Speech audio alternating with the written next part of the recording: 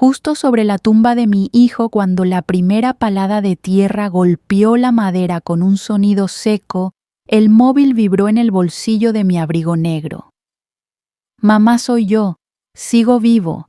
No le creas a ella. Leí el mensaje y las piernas se me aflojaron como si el suelo del cementerio se abriera bajo mis pies. Me quedé helada con los dedos clavados en el rosario, incapaz de respirar. La campana de San Miguel tañía grave lenta, como si contara mis latidos desbocados. No me atrevía a levantar la vista del mármol húmedo. El olor a azucenas y a cera derretida se mezclaba con esa humedad terrosa que se pega a la garganta. Sentía el mantón, mi viejo mantón negro, pesar en los hombros como un ancla. Diego, mi Diego, yacía ahí en ese ataúd cubierto de flores blancas mientras yo trataba de recordar cómo se hacía eso tan sencillo que es inspirar y soltar el aire sin romperse. Andrea estaba de pie junto al féretro, erguida perfecta, con un vestido caro que parecía recién salido del escaparate de Serrano. Ni una lágrima. Ajustaba el chal de seda con un gesto medido como si todo aquello fuera una representación impecable en la que yo no había aprendido mi papel.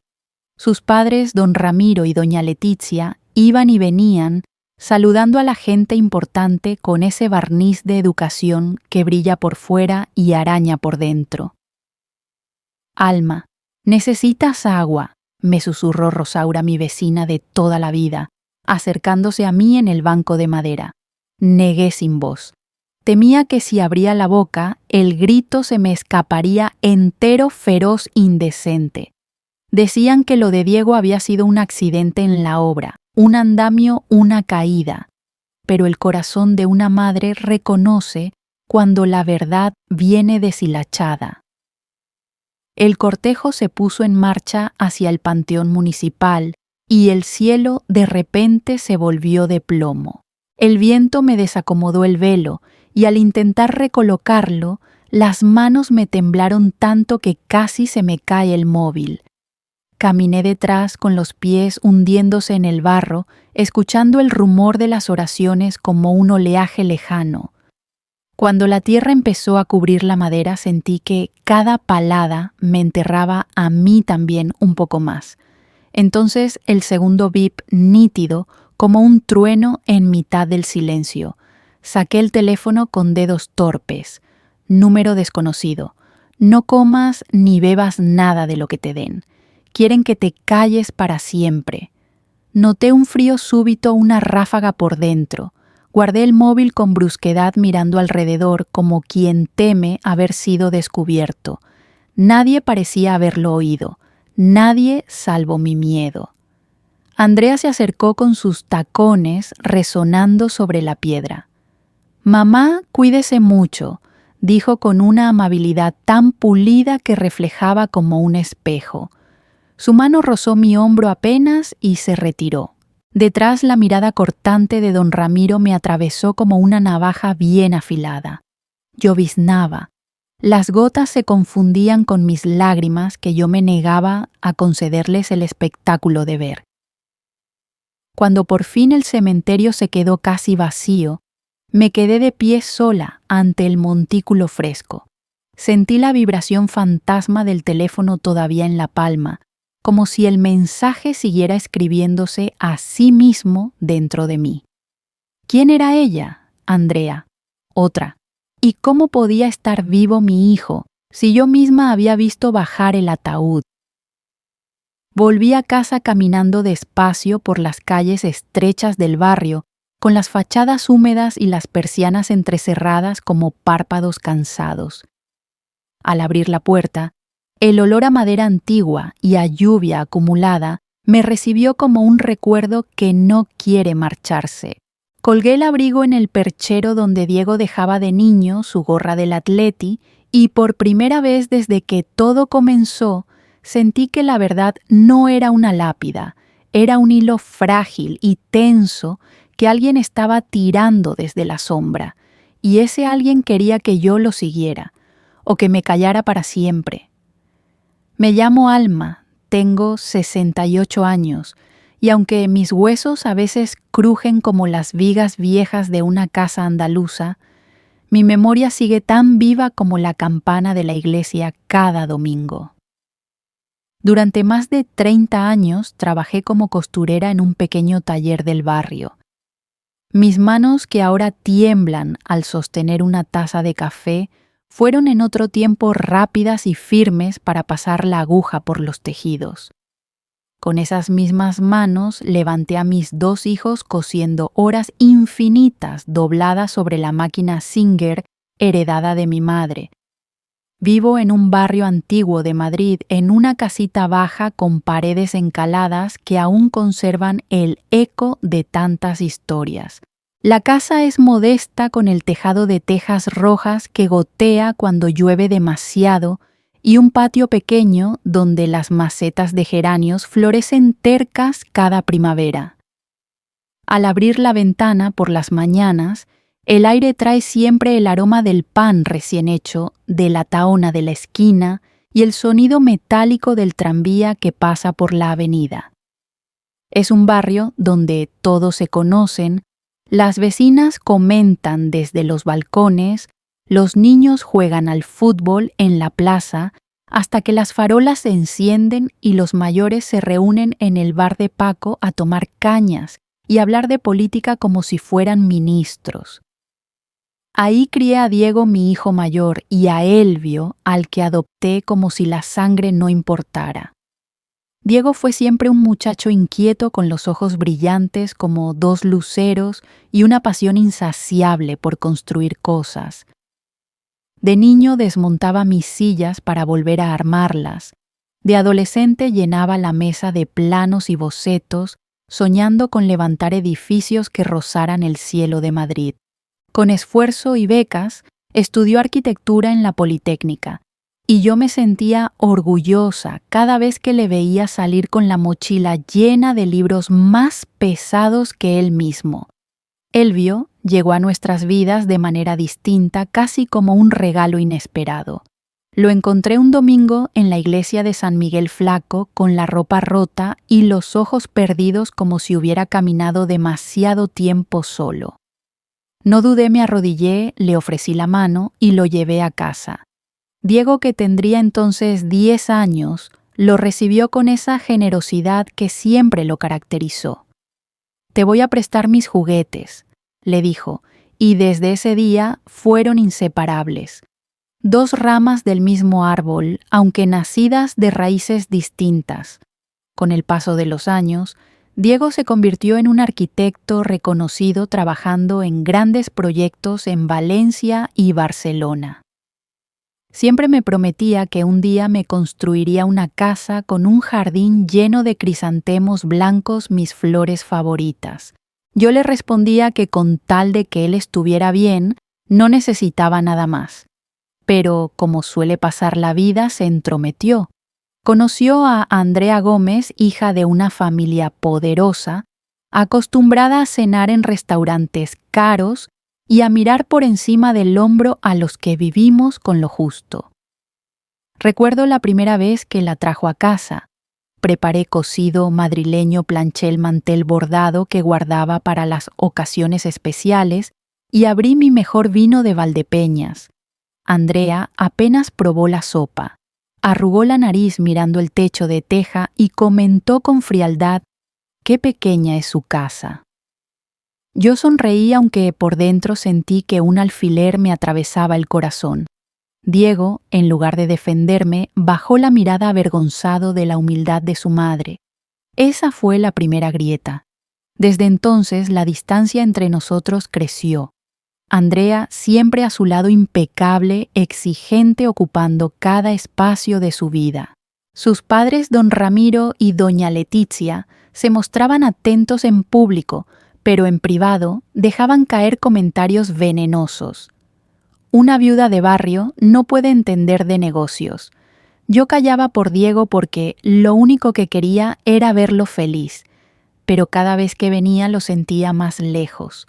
Sus ojos ya no tenían aquel brillo travieso y sus risas se apagaban como velas consumidas. Mientras tanto, Elvio había conseguido una beca para estudiar en Estados Unidos.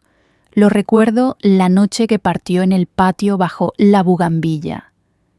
Diego lo abrazaba con fuerza, tratando de ocultar las lágrimas. «Estudia mucho y vuelve cuando puedas», le dijo con la voz entrecortada. Yo los abracé a los dos, orgullosa y rota a la vez. Cuando Elvio se fue, la casa se quedó silenciosa. Solo quedamos Diego y yo aferrándonos uno al otro. Con el tiempo Diego empezó a trabajar en grandes obras y yo veía en los periódicos su nombre junto a edificios nuevos que cambiaban el horizonte de las ciudades. Me llamaba de vez en cuando. «Mamá, quiero hacerte una casa de ensueño con ventanas grandes y un jardín de crisantemos». Yo sonreía, aunque en mi interior temía perder al hijo que conocía. La familia Gómez lo envolvía con sus lujos y promesas, y yo sentía que lo estaban apartando de mí. Aún así, en el barrio, la vida seguía con su rutina familiar. Rosaura, mi vecina, me acompañaba en los días largos. Nos sentábamos en la puerta a desgranar habas mientras comentábamos las noticias de la tele. El hijo de Manolo, el panadero, pasaba en bicicleta saludando con alegría. La parroquia de San Miguel seguía tocando sus campanas cada tarde, recordando que por mucho que cambiara el mundo, algunas cosas permanecen iguales. Pero ahora, todo ese paisaje, esa vida de barrio, se me había vuelto extraño. Cada esquina me recordaba a Diego, el bar donde jugaba al futbolín con sus amigos, la plaza donde corría de niño con Elvio, la ventana desde la que me gritaba: «Mamá, voy a llegar tarde». Y ahora solo quedaba un silencio denso interrumpido por el eco de esos mensajes misteriosos que me decían que mi hijo quizás seguía vivo, que no debía confiar en ella.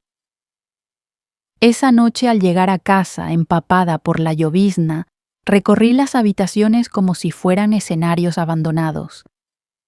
La mesa del comedor cubierta de polvo, las sillas vacías, la foto torcida en la pared donde aparecíamos los tres, yo joven, con el pelo aún negro, sonriendo junto a Diego y Elvio.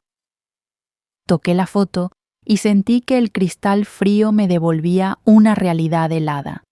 Me dejé caer en el sillón cansada con el móvil apretado contra el pecho. La vibración seguía resonando en mis dedos como un presagio. Afuera, la lluvia golpeaba las tejas y el olor a tierra mojada entraba por la ventana entreabierta. Cerré los ojos y por un momento la memoria me devolvió la risa de Diego, clara, contagiosa, como si todavía estuviera en el patio corriendo tras su hermano. Pero al abrirlos, solo quedaba la penumbra de la sala y el eco de aquella pregunta que no dejaba de martillear mi mente. ¿Y si Diego no estaba muerto? ¿Y si todo lo que había ocurrido era parte de algo mucho más oscuro de lo que jamás imaginé? La mañana después del entierro amaneció con una luz sucia, esa claridad pálida que no alcanza a calentar ni los huesos ni el ánimo. Abrí las contraventanas y el barrio entero parecía contener la respiración. En la panadería de la esquina, Manolo ya preparaba las barras y el olor a harina recién horneada se coló en casa como un recuerdo testarudo de que la vida continúa, aunque a una se le haya roto el corazón. Me miré las manos alicatadas de grietas, las uñas mordidas por la ansiedad, y pensé que no me reconocía en ese reflejo opaco de mujer que ha envejecido de golpe. El móvil estaba sobre la mesa boca abajo como si su pantalla ocultara un animal vivo y arisco. No quise tocarlo, temía que otro mensaje me partiera en dos. El de anoche seguía tatuado en mi cabeza. No comas ni bebas nada de lo que te den, quieren que te calles para siempre. ¿Quién podía escribir algo así? ¿Quién hablaba en plural? ¿Quién era ella? Sentí la garganta áspera como si hubiera tragado arena. Me puse el batín y crucé el pasillo hasta el cuarto de Diego, ese santuario que me negaba a convertir en trastero. El colchón aún guardaba el leve hundimiento de cuando venía de visita y se quedaba a dormir. Sobre la mesa de estudio, los lápices, una escuadra, la lámpara articulada, y debajo de un portaplanos papeles. Toqué el flexo y la luz amarilla dibujó un círculo tibio sobre la madera. El polvo flotaba en partículas finísimas como nieve en una pecera. Me senté despacio, pasé la mano y sentí bajo la palma la presión familiar de sus herramientas. En la pared colgaba una foto antigua, Diego y Elvio de críos, con un balón desinflado, riéndose a carcajadas junto a la bugambilla del patio. Se me hizo un nudo en la garganta. Estaba ordenando los planos cuando un papel doblado con prisa se deslizó y cayó al suelo. Lo recogí. La caligrafía era torpe, nerviosa, como si quien la hubiera escrito llevara la mano temblando o tuviera el tiempo contado. Mamá, si algo me pasa, busca a Elvio. No solo van a por mí, irán a por ti. Sentí que el suelo se me vino encima. Se me enfriaron las manos, el aire se quedó detenido y tuve la absurda sensación de que alguien me observaba desde la rendija de la puerta. Me guardé la nota en el bolsillo del batín con el corazón golpeándome en la caja del pecho como un martillo de herrero. Si Diego había escrito eso, entonces sabía que estaba en peligro. ¿Por qué no me lo dijo? ¿Cuándo escribió esta nota? ¿Y por qué nombraba a Elvio si hacía años que no sabíamos de él, salvo por algún correo esporádico desde Boston? El timbre sonó de repente y pegué un salto. Miré por la mirilla. Andrea impecable con un abrigo negro de paño ajustado. Detrás, doña Letizia envuelta en un fular claro que olía a perfume caro incluso a través de la madera. Andrea sostenía una caja de pastelería con un lazo blanco. Letizia un termo de acero pulido. Respiré hondo intentando poner orden en la cara. Abrí. Mamá, dijo Andrea con una voz esmaltada pareja sin una grieta. Hemos pasado a verte.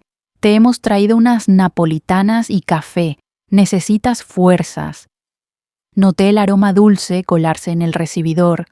Mis dedos dentro del bolsillo rozaron la nota de Diego como si fuera una piedra caliente.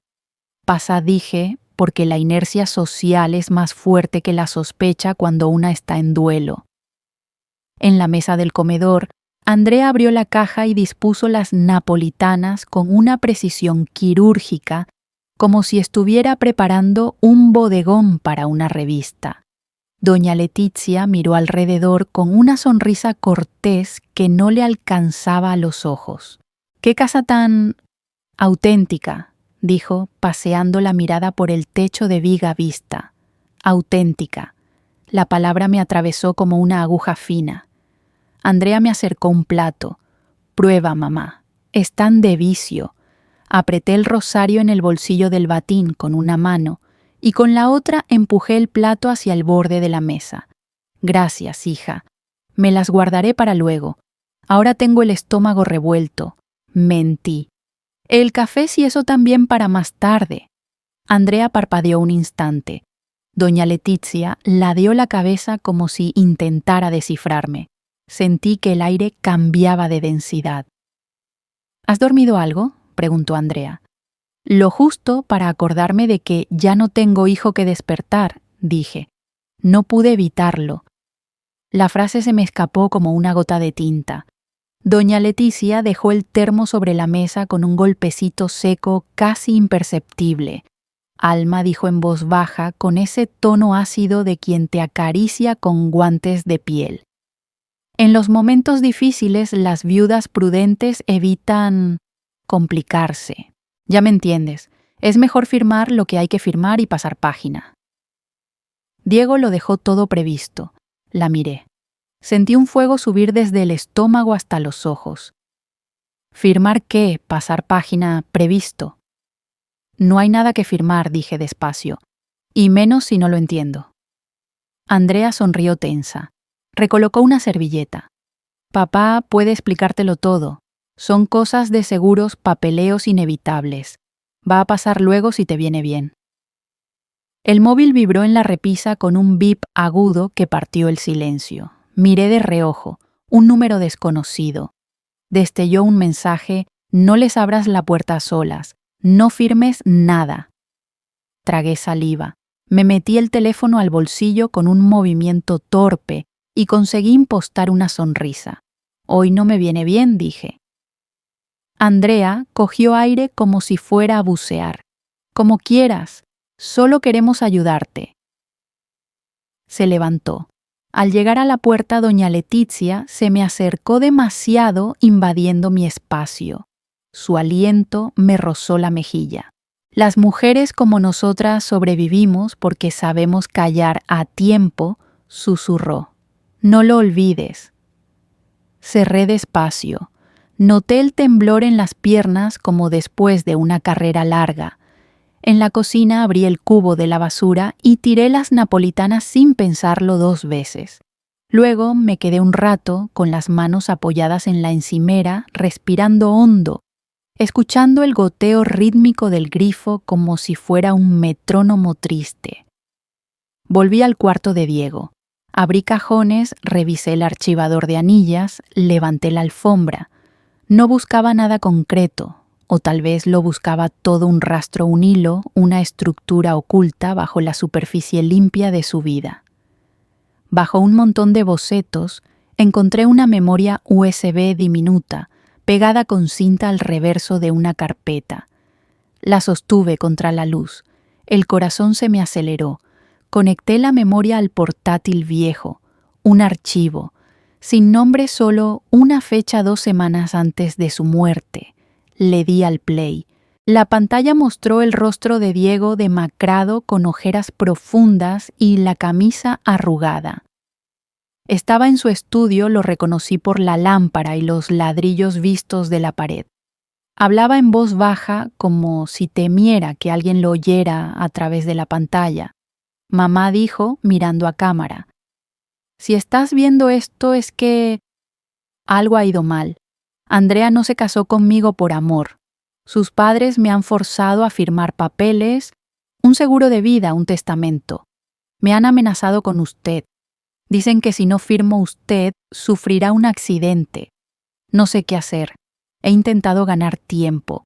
Si algo me pasa, no firme nada. Busque a Elvio. Pausé el vídeo con la mano temblando. La habitación pareció encogerse. Me llevé los dedos a la boca como si quisiera detener el sollozo que me subía de los pulmones. El timbre volvió a sonar. Esta vez 3 golpes secos urgentes. Abrí con el corazón en un puño. ¿Quién es? ¿Soy yo?, respondió una voz con la que conviví años y que el tiempo había vuelto más grave. Elvio. Se me aflojaron las rodillas. Abrí y ahí estaba, empapado por una lluvia que yo no había oído empezar, con una mochila al hombro y la mirada de ese niño que recogí un domingo de San Miguel, solo que ahora era un hombre.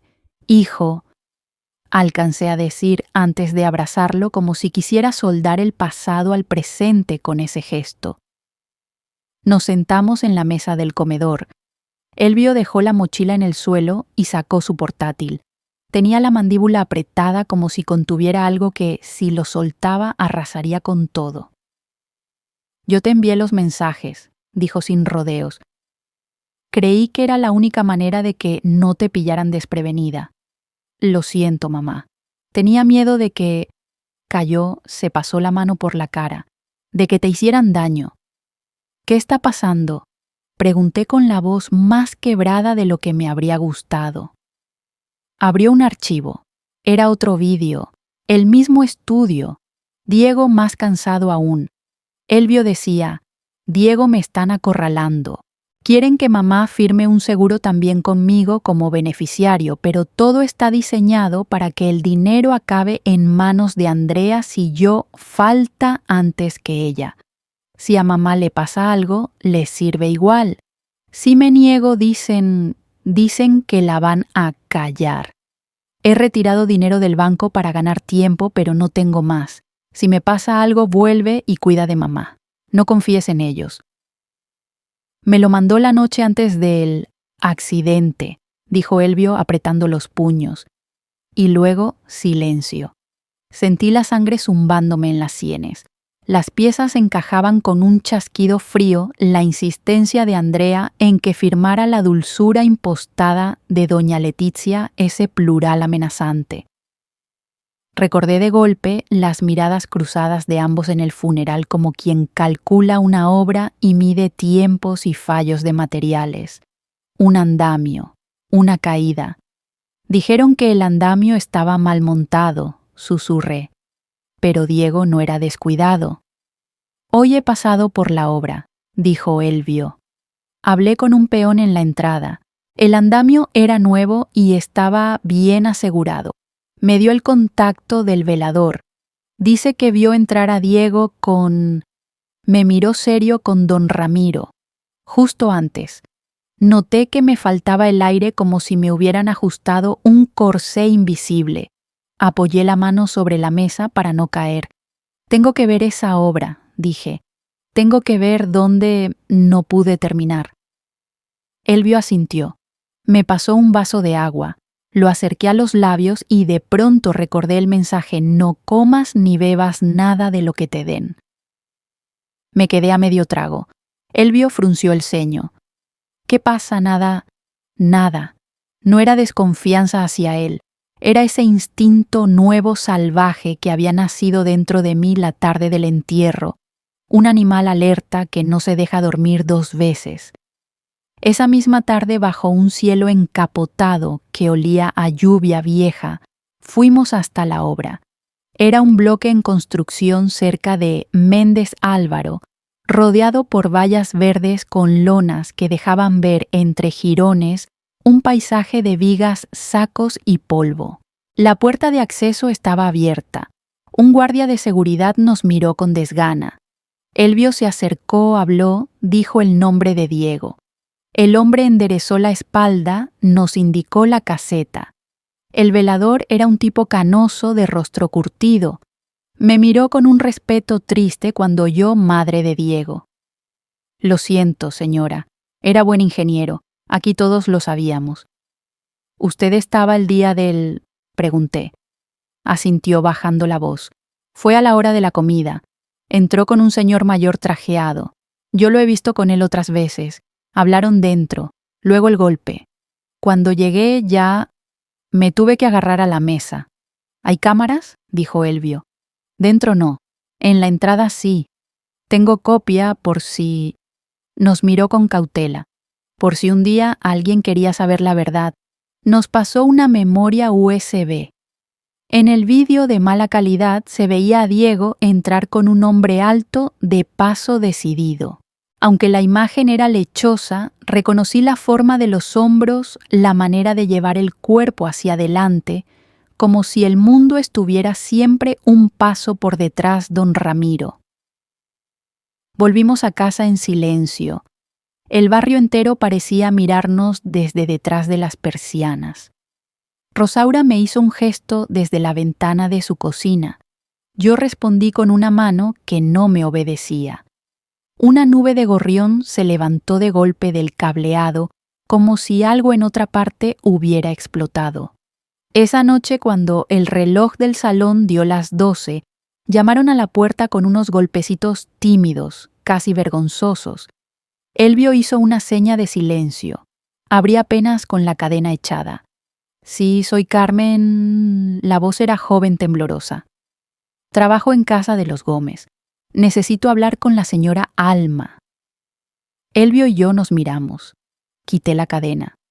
Carmen entró como un pajarillo mojado abrazada a sí misma. Tenía los ojos rojos. No puedo más, dijo. Hoy han discutido. He grabado algo. No sé si servirá. Pero no puedo mirar a otro lado. Sacó un móvil con la pantalla rota. Le temblaban las manos. Le dio al play.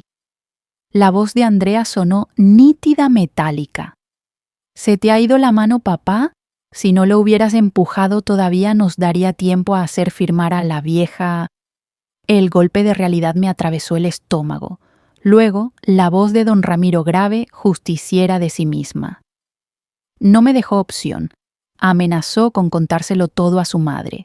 Y por último, la cuchillada fría de doña Letizia. Si Alma no firma el seguro, el plan se cae, y con él nuestra inversión. No vamos a permitirlo. Me senté sin fuerzas. Carmen lloraba pidiéndome perdón por haber tardado tanto en reunir valor. Le tomé las manos. Gracias, hija, dije con la voz hueca. Has salvado lo que queda de mi vida. Esa madrugada coloqué sobre la mesa de la cocina, una a una, las piezas, la nota de Diego, los vídeos del pendrive, la memoria del velador, la grabación de Carmen. Elvio las ordenó con el rigor con que se ordenan los argumentos de un juicio. En mis oídos la palabra justicia sonaba aún lejana, casi teórica, pero dentro de mí, junto al animal alerta, apareció otro, un impulso terco creciente a no dejar a mi hijo abandonado por segunda vez, esta vez en la papelera de la burocracia y la mentira. El móvil vibró otra vez. Un mensaje del mismo número desconocido, mañana a primera hora. Banco Peninsular Sucursal de Atocha. Pide extractos y copia del seguro. Verás la firma de él forzada. No vayas sola. Miré a Elvio. No tuve que decir nada. Asintió. A la mañana siguiente el vestíbulo de mármol del Banco Peninsular brillaba con una pulcritud insultante. Una empleada joven al verme bajó la voz y me condujo a un despacho pequeño. Señora Alma, dijo, lo de Diego, lo siento. Se inclinó hacia la pantalla. Aquí están los movimientos, grandes retiradas en las últimas semanas. Siempre venía acompañado de un caballero mayor, elegante. La foto congelada de la cámara del banco, pegada al registro de firmas, mostraba un perfil que yo conocía demasiado bien. La empleada me pasó casi a escondidas una copia del seguro beneficiaria única, Andrea Gómez. Las firmas de Diego en los anexos no eran suyas. Eran de alguien con la mano forzada o con el miedo atenazando el pulso. Cada trazo era una súplica. Salimos con los documentos en una carpeta. En la acera, el sol de mediodía me pareció un foco sobre un escenario donde por fin alguien movía el telón. Miré a Elvio. Vamos a comisaría, vamos. Rellenamos formularios, hicimos una declaración. El jefe de turno escuchó, vio los vídeos, las copias, la USB del velador, la grabación de Carmen. No prometió nada, pero en su gesto hubo algo parecido a un reconocimiento, la verdad asomándose por una costura. Al volver al barrio Rosaura, me esperaba en el portal. Me abrazó fuerte como si quisiera pegarme en la espalda para que no me resquebrajaran los huesos. Hija, me dijo al oído, que no te doblen. Aquí estamos. Esa noche por primera vez dormí 1 hora seguida. Soñé con Diego niño corriendo por el pasillo con un avión de papel. Tras él, Elvio riéndose. Al despertar la claridad era otra más limpia, pero la pregunta, la que ya no podía ignorar, me volvió a hincar el colmillo si ya sabía la verdad desnuda, si tenía en mis manos pruebas, si la justicia empezaba a moverse. ¿Hasta dónde estaban dispuestos a llegar ellos para callarme? Y sobre todo, ¿qué estaría dispuesta a hacer yo para que la voz de mi hijo no volviera a ser enterrada bajo tierra? Por segunda vez, los días siguientes se convirtieron en un torbellino de silencios sospechosos, de miradas clavadas en la espalda y de llamadas telefónicas que colgaban en cuanto yo contestaba. Elvio y yo habíamos entregado pruebas a la policía, pero yo sabía, en lo más hondo, que la familia Gómez no se quedaría cruzada de brazos. No eran de los que aceptan perder. Tenían dinero, influencias, contactos en despachos y juzgados, y sobre todo tenían esa arrogancia peligrosa de quienes creen que el mundo entero está a su servicio. La primera señal llegó la tarde siguiente. Rosaura me encontró en el portal con el pelo todavía húmedo de haber fregado el suelo. Alma me susurró mirando de reojo hacia la calle Vi un coche negro parado frente a tu casa anoche, sin luces. 2 hombres dentro fumando. Estuvieron más de 1 hora. Noté que se me erizaba la piel. Apreté la llave entre los dedos como si fuera un arma. Gracias, vecina. No digas nada a nadie. Esa noche, cuando el reloj marcó las 2, un ruido metálico me despertó. Me asomé por la ventana del pasillo. Un hombre con gorra se inclinaba sobre la reja del patio.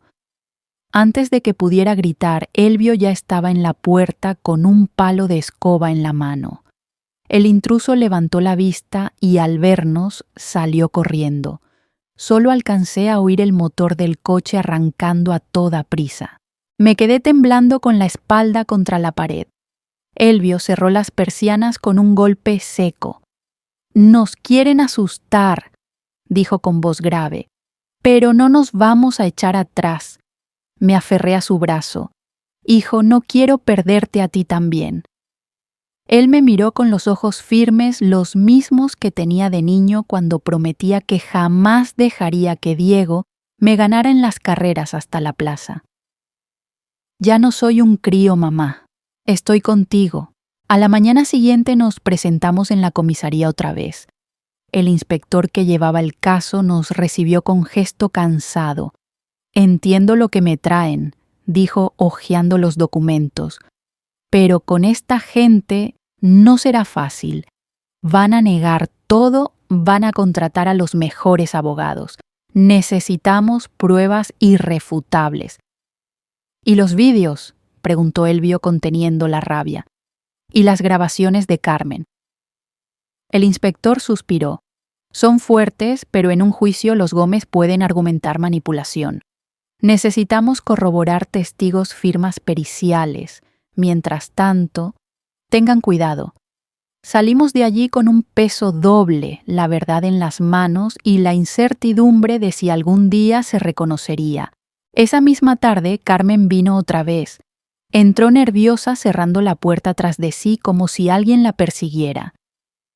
«Me han preguntado si he hablado con ustedes», dijo casi sin aliento. «Creo que sospechan». Le di un vaso de agua aunque ella apenas lo tocó. «Carmen, hija, ya hiciste bastante. No quiero que te arriesgues más». Pero ella negó con la cabeza. «No, señora Alma, usted merece justicia. Y Diego también. Yo...». Escuché algo más. «Preparan papeles nuevos seguros a nombre de usted. Andrea decía que la convencerían a la fuerza si era necesario». Elvio apretó los puños. A la fuerza Carmen bajó la voz. Escuché a don Ramiro decir que un accidente doméstico siempre se acepta sin preguntas. Me heló la sangre. Sentí que las piernas me fallaban. Me senté en la silla más cercana. «Quieren matarme», susurré. Carmen me tomó la mano. «Por eso vine.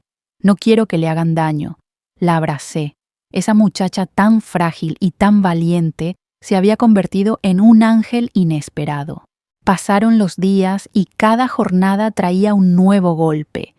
Una mañana encontré el buzón abierto con todas mis cartas desparramadas por el suelo. Otra, el cristal de la ventana de la cocina apareció rajado, como si alguien hubiera lanzado una piedra. Una noche, cuando regresábamos del mercado, vimos pintadas en la fachada «Cállate». Elvio las borró con cal mientras yo lloraba en silencio. «Esto significa que vamos bien», me dijo con la voz seca. «Si reaccionan es que sienten miedo». Yo quería creerle, pero el miedo era como un gusano dentro de mí royendo cada pensamiento. Una tarde decidimos volver a la obra. Queríamos hablar con más obreros, encontrar a alguien que hubiera visto lo que ocurrió realmente. El aire olía a cemento fresco y el martilleo resonaba como tambores en mi cabeza. Un joven con casco amarillo se nos acercó con cautela. «Ustedes son de la familia del ingeniero Asentí. Señora...». Miró alrededor, bajó la voz. Diego era muy cuidadoso. Revisó el andamio el día anterior. Yo mismo lo vi. No se habría caído nunca. Aquí alguien tocó lo que no debía. Las palabras se me clavaron en el corazón. Vio algo. El muchacho titubeó. Vi entrar al suegro. Hablaban fuerte. Luego un ruido y silencio. Elvio le ofreció un cigarrillo que él aceptó con manos temblorosas. Testificaría si hiciera falta, el obrero tragó saliva. Tengo hijos, y esta gente son poderosos. Lo entendí. El miedo no era solo mío, era de todos los que habían rozado la sombra de los Gómez. Aquella noche el barrio parecía conjurarse contra mí. Los vecinos murmuraban en las esquinas, algunos me evitaban, otros me daban palmadas rápidas en la espalda como quien toca madera. Rosaura, sin embargo, seguía firme. Alma, pase lo que pase, aquí estoy. No te van a callar.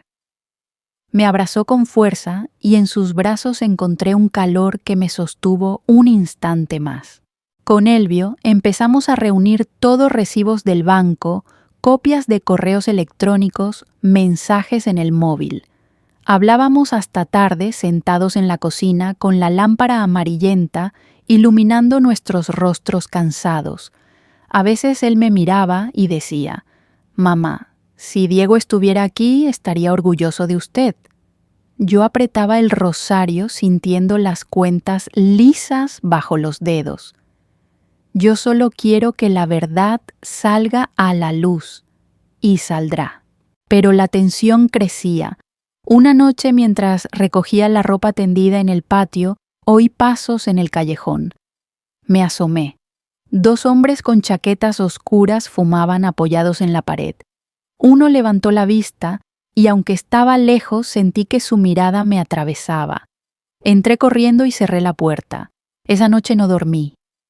Al amanecer encontré una nota bajo la puerta: última advertencia, firma o calla. Se la mostré a Elvio. Su rostro se endureció. «Mamá, ya no es solo por Diego, ahora es por usted. No podemos retroceder. Y si nos hacen daño, él me tomó las manos. Entonces habremos luchado. Y eso es lo que Diego quería». Decidimos volver al banco con la ayuda del inspector. Allí la empleada que nos había atendido la primera vez nos recibió con gesto nervioso. «He buscado más documentos. Los contratos. La firma de su hijo no coincide. Lo obligaron seguro». Me entregó un fajo de papeles. Al mirarlos sentí que las letras torcidas de Diego eran gritos en papel. «Gracias», susurré. La muchacha me miró con ojos húmedos. «Señora, tenga cuidado. Ellos saben que usted está mirando demasiado». Esa noche, la lluvia golpeaba las tejas con furia. Estábamos reunidos en la sala Elvio, Carmen y yo, repasando las pruebas cuando alguien tocó la puerta. 3 golpes fuertes. Todos nos quedamos en silencio. Elvio se levantó despacio, palo en mano. «¿Quién es?» Un silencio. Luego una voz masculina. «Soy Ramiro. Necesitamos hablar». Sentí que la sangre se me helaba. Elvio me miró. Yo negué con la cabeza. «Lárguese», gritó Elvio. «No tiene nada que hacer aquí». Un silencio pesado. Luego un murmullo casi inaudible. «Alma, piense bien en sus hijos». El sonido de pasos alejándose y después el motor de un coche. Me derrumbé en la silla. Carmen me pasó un pañuelo. «No está solo, enfadado», susurró. «Está desesperado. Eso es peligroso». Los días siguientes fueron un laberinto de miedo y determinación. La policía nos pidió tiempo, pero cada hora se sentía como un riesgo más. Yo apenas comía, apenas dormía. Mis ojos se hinchaban de tanto llorar en silencio, pero mi voz cuando hablaba se volvía cada vez más firme. «No me callarán», me repetía frente al espejo. «No me callarán». Y aunque el reflejo me devolvía la imagen de una anciana cansada, en el fondo de mis pupilas brillaba algo nuevo, una chispa. La misma que vi en Diego cuando era niño y prometía que construiría casas que resistieran cualquier tormenta. Un mediodía recibimos la noticia. La policía había detenido preventivamente a Andrea, a Ramiro y a Letizia para interrogarlos. Todo el barrio se agitó. Algunos se alegraban en voz baja, otros murmuraban que con esa gente mejor no meterse. Yo me quedé en casa con el corazón dividido entre alivio y temor. Sabía que aquello era apenas el principio. Los Gómez no eran simples vecinos, eran un poder, y el poder nunca se rinde sin luchar, y yo, una costurera jubilada, una madre rota, estaba a punto de enfrentarme a ese poder con lo único que me quedaba la memoria de mi hijo y la obstinación de una madre que no olvida.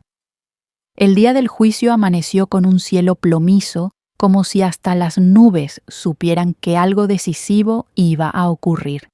Mis manos temblaban alrededor del rosario, y cada cuenta parecía pesar lo mismo que un ladrillo. Elvio me acompañaba serio con la mirada fija hacia adelante. Carmen caminaba a mi lado, su paso rápido, como si temiera que si se detenía un instante perdería el valor. Al entrar en la sala del Juzgado Central de Madrid, un murmullo recorrió los bancos llenos de vecinos periodistas y curiosos. Sentí todas esas miradas clavadas en mí, la madre del ingeniero muerto. Me senté en la primera fila, justo detrás del fiscal. Frente a mí, Andrea con el cabello recogido en un moño desordenado, vestida de manera sobria pero sin brillo, muy lejos de aquella joven altiva que había despreciado mi casa humilde. Sus padres estaban a su lado don Ramiro, con el rostro rojo, la mandíbula apretada, doña Leticia inmóvil con las manos enlazadas en un gesto forzado de devoción. Cuando el juez entró, el murmullo cesó de golpe. El sonido del mazo resonó en mis huesos. Se abre la sesión, anunció el juez con voz grave. El fiscal comenzó presentando pruebas, la carta escrita por Diego, la memoria USB, con los vídeos, los extractos del banco. Cada palabra, cada documento caía en la sala como un martillazo, y yo sentía que el aire se espesaba más. Andrea evitaba mi mirada, pero yo no podía apartar mis ojos de ella. Quería que sintiera el peso de mi dolor, que lo llevara encima como un manto insoportable. Señoría, dijo el fiscal, además de estas pruebas documentales, contamos con un testigo directo que grabó a los acusados hablando de manera explícita sobre la muerte del señor Diego Martín. Carmen se levantó. La vi caminar hasta el estrado, pequeña y temblorosa, pero con la frente alta. El juez le pidió que dijera su nombre. Carmen Ruiz respondió con voz clara. La fiscal le mostró el móvil con la grabación. En la sala resonó la voz chillona de Andrea. «Se te ha ido la mano, papá. Si no lo hubieras empujado todavía tendríamos tiempo para hacer firmar a la vieja». Un murmullo horrorizado recorrió al público. Algunos se taparon la boca, otros movían la cabeza incrédulos. Luego sonó la voz de Ramiro grave. No me dejó opción. Amenazó con contárselo a su madre. Y finalmente el filo helado de Leticia. Si Alma no firma el seguro, el plan se cae. Me llevé la mano al pecho. El aire me faltaba. Allí estaba, la confesión, la prueba imposible de refutar. Vi cómo el rostro de Andrea perdía el color, como Ramiro apretaba la mesa hasta que sus nudillos se pusieron blancos, cómo Leticia mantenía la mirada baja, incapaz de sostener la vergüenza. El abogado defensor saltó protestando. Esa grabación puede haber sido manipulada, no tiene validez. El juez lo interrumpió golpeando el mazo. Silencio. El testimonio de la testigo sumado a las pruebas previas es suficiente para ser considerado. Andrea, por primera vez en mucho tiempo, levantó la vista hacia mí. Sus ojos antes fríos estaban ahora descompuestos como si buscara un asidero que no existía. Yo no aparté mi mirada. Dentro de mí sentí una mezcla feroz dolor, sí, pero también una fuerza desconocida, la de saber que por fin la verdad salía a la luz. El fiscal pidió que yo declarara. Me levanté con las piernas pesadas como plomo. El estrado se me antojó lejísimos, pero llegué. Me aferré al borde de madera y hablé con la voz temblorosa al principio, pero cada palabra fue ganando firmeza. Mi hijo no murió en un accidente. Mi hijo fue empujado. Me lo advirtieron en mensajes, me lo escribió él mismo en una carta. Lo amenazaron con hacerme daño a mí si no firmaba. Lo obligaron a vaciar sus cuentas, a firmar un seguro de vida donde la única beneficiaria era Andrea. Y cuando ya no pudieron apretarle más, lo mataron.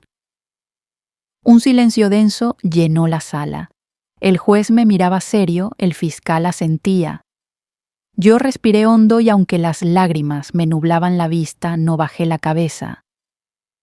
Cuando regresé a mi asiento, Elvio me apretó la mano. «Lo hiciste, mamá», susurró. El juicio continuó horas, pero para mí todo se volvió un zumbido lejano, alegatos, protestas, objeciones. Lo único que me mantenía en pie era la certeza de que Diego no había muerto en vano, que su voz, su lucha, su amor por mí estaban ahí, presentes, sostenidos por cada prueba, por cada palabra. Al caer la tarde, el juez se levantó y pronunció la sentencia. Andrea Gómez Ramiro. Gómez y Leticia Gómez son declarados culpables de homicidio, fraude de seguros y conspiración. El mazo golpeó y el eco de ese sonido retumbó en mis huesos como un trueno liberador. Un murmullo recorrió la sala y yo sentí que el aire por primera vez en meses entraba limpio en mis pulmones. Andrea se desplomó en su asiento, Ramiro gritaba improperios, Leticia se cubría el rostro. Yo cerré los ojos y apreté fuerte el rosario entre mis manos. Diego, hijo mío, lo conseguimos. En aquel instante entendí que ya nada volvería a ser como antes. Había ganado una batalla enorme, pero el vacío en mi pecho seguiría latiendo como una herida que nunca cerrará. Sin embargo, la justicia se había impuesto. Y yo, una simple costurera de barrio, había logrado lo que parecía imposible, enfrentarme a un imperio construido sobre la mentira y la codicia. Después de la sentencia, el mundo no se detuvo como yo había imaginado. La gente salió del juzgado hablando en voz baja, algunos indignados, otros aliviados y unos cuantos simplemente curiosos por el espectáculo.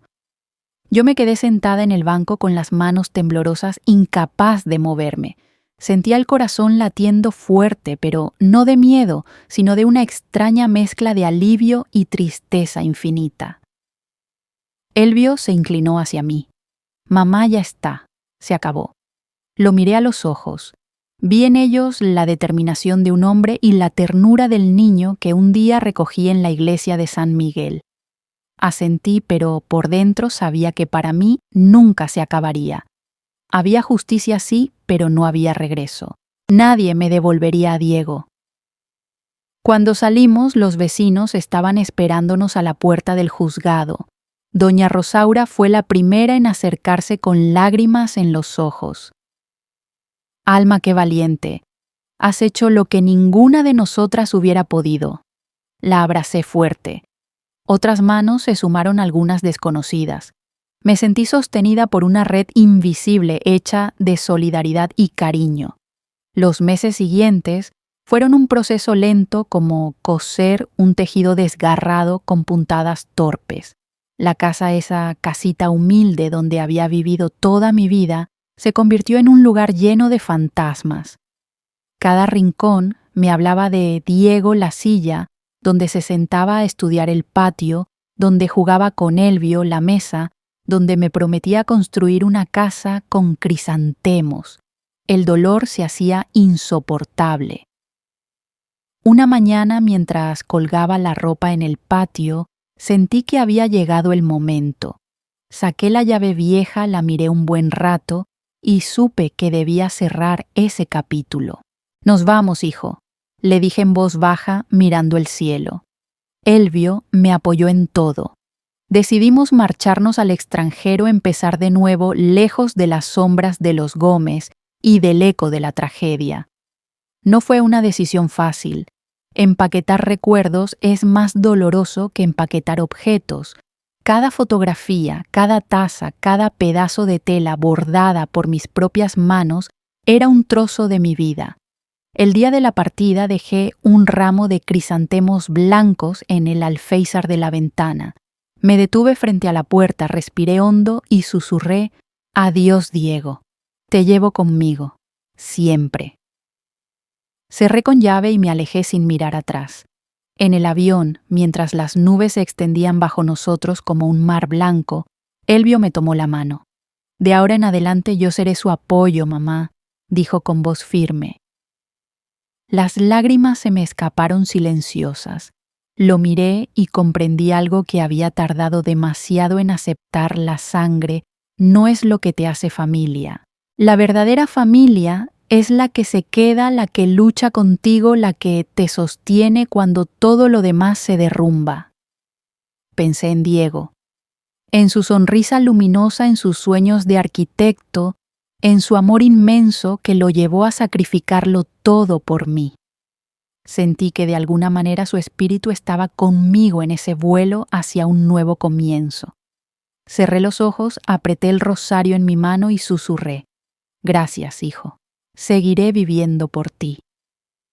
La esperanza tímida pero real empezó a abrirse paso en mi corazón. Queridos amigos, esta es mi historia. La he compartido no para despertar odio, sino para que nadie olvide que la verdad, aunque tarde, siempre encuentra su camino.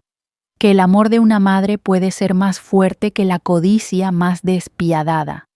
Y ahora quiero preguntarte a ti, que me has acompañado hasta aquí: si estuvieras en mi lugar, ¿te atreverías a luchar por la verdad, aunque eso significara arriesgarlo todo? Cuéntamelo en los comentarios, quiero escuchar tu voz. Gracias de corazón por haber estado conmigo hasta el final. Si esta historia te tocó, dale like, suscríbete al canal y acompáñame en las próximas historias, porque juntos, con cada relato, mantenemos viva la memoria y la esperanza.